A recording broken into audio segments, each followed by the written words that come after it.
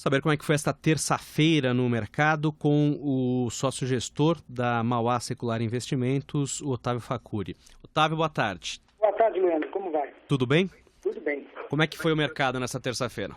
Olha, nessa terça-feira a gente teve, basicamente no mercado externo, um dia de correção. Os mercados vêm apresentando uma tendência de alta, né? Já desde o começo do ano. Nós tivemos, digamos assim, ontem, um pequeno topo nas bolsas estrangeiras, nas bolsas americanas e europeias, e hoje o mercado testou um suporte, né? Quer dizer, você teve um dia de queda nas principais bolsas estrangeiras, testando suportes.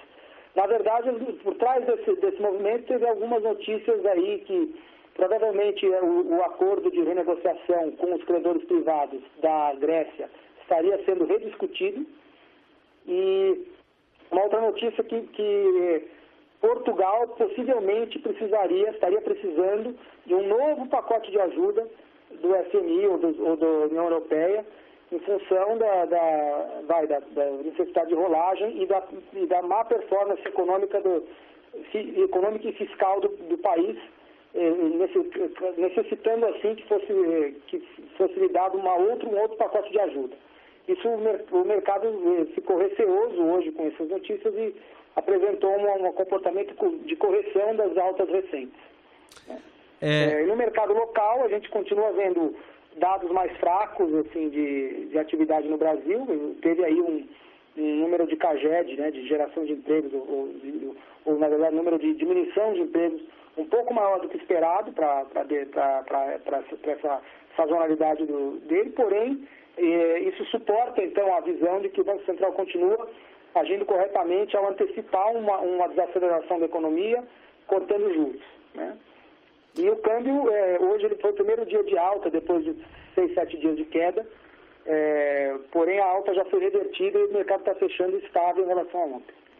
Essa questão da Grécia, Otávio, a gente vinha acompanhando, pelo menos o sentimento aqui, a impressão que nos passava, era de que havia aí um sinal mais positivo, pelo menos para evitar um calote, né? Quer dizer, seria aí um calote negociado, as conversas do governo com os credores privados para tentar reestruturar a dívida, elas estavam avançando.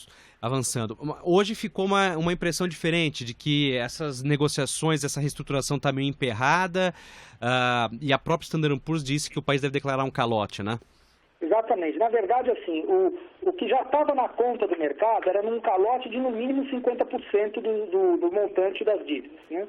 Isso já estava na conta. E foi negociado uma semana passada, vazou na imprensa e através de declarações de credores privados, que haveria um haircut, né, um corte, uma negociação onde haveria um default parcial por volta de 68% do valor da dívida. Ou seja, seria pago apenas ou seja, seria dado em pagamento, que a Grécia daria em pagamento títulos e dinheiro que equivaleriam a 32%, né, do valor das dívidas. Seria um calote de 68%.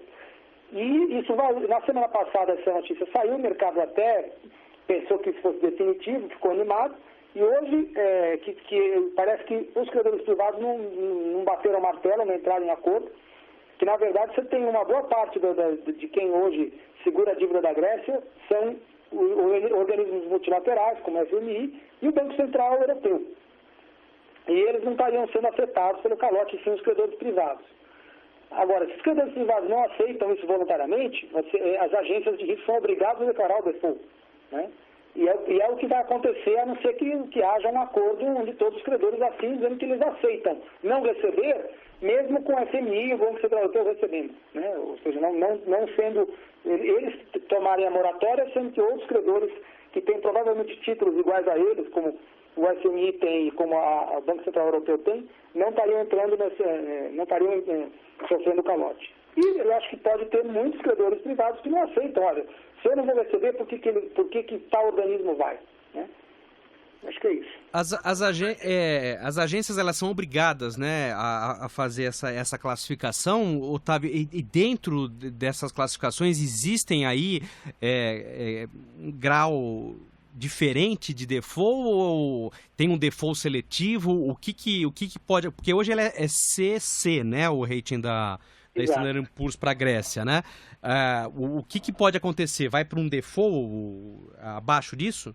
Na verdade, se você baixar de novo, você vai entrar na categoria de moratória, default. Tá. O problema não é só o rating, né? O problema é que vários contratos de CDS, que são os Credit Default Swaps, que são os contratos de swap de dívida. O que é esse contrato de swap de dívida? É um contrato feito entre duas partes privadas, onde uma parte paga um prêmio para a outra parte e a outra parte fica devendo um montante X caso o país, objeto do contrato, no caso eu vou dar o exemplo da Grécia, entre em moratória, seja qual for, seletiva, entre em moratória, em cima dos títulos de dívida, esse contrato ele é acionado e o emissor desse seguro, quem vendeu esse contrato de crédito default swap, é obrigado a fazer um pagamento integral do valor da dívida para a contraparte que comprou essa proteção. É um contrato como se fosse um seguro. Então, o problema é como o default pode acontecer sem que acione o gatilho que dispare todas as obrigações de contrato de default swap. Uhum. Quer dizer, muitos investidores hoje protegeram dívida grega, né, comprando esse seguro. Né, e quem está na outra ponta do seguro são bancos, são seguradoras. Em 2008, a seguradora americana AIG quebrou porque ela tinha feito seguro de subprime. Uhum. Então, quer dizer, o problema é como você vai... O que vai acontecer com esses contratos? Se você tem um default da Grécia, seja ele seletivo, seja ele total, parcial, seletivo é só para aquele conjunto X de credores. Vão haver credores que vão entrar à justiça e querer receber o CDS. Eu, se fosse um credor e tivesse que aceitar um default pela goela, eu aceitaria, mas se eu comprei uma proteção, eu quero fazer valer a proteção que eu comprei.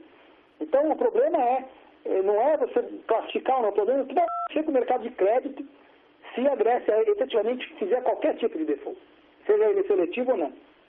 E isso pode gerar um efeito cascata para os outros credores e devedores da União Europeia. Você tem Portugal, você tem Irlanda, dos dois lados. Portugal e Irlanda podem querer um acordo igual ao da Grécia. Entendi. Vamos fazer aqui uma coisa seletiva, também quero um haircut, também quero um perdão parcial. E do outro lado tem toda a comunidade de investidores que carrega não só a dívida, como um monte de contratos de proteção de dívida. Então, o efeito em cascata que isso pode gerar é um efeito muito nocivo para o mercado financeiro e para a economia como um todo. Você pode gerar uma contração de crédito tão forte que você empurra a economia europeia numa depressão maior ainda do que ela já está. Otávio, outro dado hoje que movimentou bastante e já era esperado, o FMI fez aí as previsões de crescimento, na verdade fez uma revisão dessas previsões, inclusive o Brasil aqui, a gente tinha uma previsão do FMI de crescer 4%, né, no PIB e agora colocou para 3%. E para a zona do euro, um crescimento negativo aí de -0,5%, né? E depois cita aí país por país, todos negativos. É uma previsão realista essa do FMI? Eu diria para você que ela está se aproximando de ser realista, né? Na verdade, na zona do euro, por exemplo, você tem alguns países que já estão com uma taxa de crescimento negativa absurdamente alta, como a Grécia. Portugal já está na beira de uma depressão. A Grécia já está em depressão. Você tem 2, 3 anos seguidos com PIB de -5%, -10%, quer dizer, números desse tipo são números de uma depressão, né? Você vê parecido na década de 30. Então você está Portugal, próximo nesse caminho, e você tem a Espanha e a Itália, que são os próximos da fila, que já estão com crescimento fraco, mas crescimento negativo fraco, mas porém negativo, e que a tendência, a dinâmica de dívida desses países tende a piorar, assim, mais ainda, o crescimento negativo tende a piorar mais, podendo se tornar uma depressão. Então, eu acho que a FMI está tentando ser mais realista. Eles não mudariam assim, o número radicalmente de 4-0, ou aqui no Brasil, digamos lá na Europa, de -0,5% para -1,5%, para -2,5%, eles vão continuar sendo graduais, porém eles estão mais perto da realidade.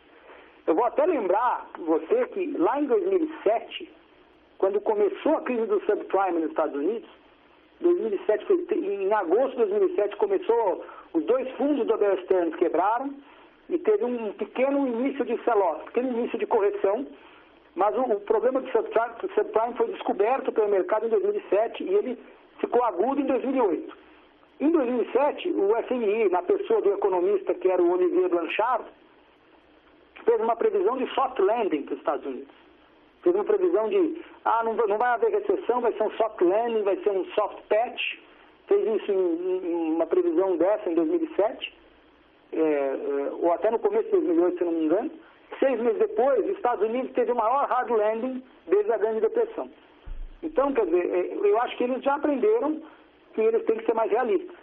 E é isso que eles estão tentando ser agora, com essas revisões de crescimento.